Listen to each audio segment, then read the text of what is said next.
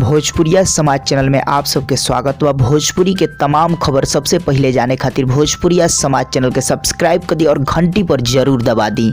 जय भोजपुरिया समाज। जी हाँ भैया, अभी के रिपोर्ट में आप सबके बीच पावर स्टार पवन सिंह के new upcoming Hindi Holi video song के बारे में हम खास तौर पे जानकारी लेके आए जो उनकी बतावे के वीडियो में पूरा कोशिश के। जी हाँ भैया, कि गाना कब आ रहल बा। जौना गाना के बोल बा बबनी तेरे रंग में। जी हाँ भैया, जौना गाना के बोल बा बबनी तेरे रंग में। कब गाना आई साफ तौर पे बता दी, कब गाना रिलीज हुई यह भी वीडियो में साफ तौर पे बताओ। लेकिन सबसे पहले जान ली कि एक गाना में पवन सिंह और त्रिधा चौधरी के जोड़ी जौन की नजर आई परफॉर्म करते हुए। जी हाँ, खास तौर पे बता दी वीडियो की शूटिंग आ रही कंप्लीट हो चुकल बाटे और फाइनली आप सबको बता दी कि बहुत जल्द आप सबके बीच ये गाना के फर्स्ट लुक जारी होखे वाला बाटे और गाना भी रिलीज होखे वाला बाटे। जौन की वीडियो सॉन्ग फिलहाल आप सबको बता दी काफी बड़ी बजट के और काफी एक लेवल के ई गाना आप सबके बीच आवे वाला बाटे। जौन की पवन सिंह के 2021 के हिंदी होली वीडियो सॉन्ग है। जौन की 2020 में एक गाना आइले पूरा तरह से धूम मचले रहे, तो 2021 में भी पवन सिंह के होली वीडियो सॉन्ग आ रहा है जौन की हिंदी।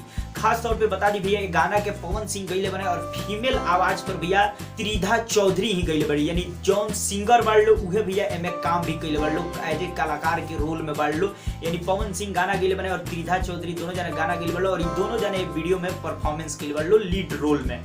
खास तौर पे बता दी भैया ये गाना के लिखले बने डॉक्टर सागर जी और ये गाना में म्यूजिक दल बने सलीम सुलेमान। और आप सबको बता दी बहुत जल्द आवे वाला, लेकिन फिलहाल आप सब इतने जानी कि काफी बड़ी बजट यानी 50 लाख के करीब में गाना के बनाव में रुपया खर्च भइल बाटे। 50 लाख के बजट के ई होली वीडियो सॉन्ग आ रहल बा बहुत जल्द। फिलहाल आप सबको बता दी जौन रिपोर्ट आ रहल बा उ रिपोर्ट के माध्यम से आप सबको बता रहल बनी कि गाना अगला वीक में। जी हां भैया, आज शुक्रवार हवे यानी अगला सोमवार से जौन चालू होता सप्ताह यानी अगला वीक में नेक्स्ट वीक में आप सबके बीच ही गाना रिलीज हो जाए। जी हां भैया, जौन रिपोर्ट आ रहल बा गाना से जुड़ल रिलीजिंग के लेके उ हम आप सबको बता रहल बनी।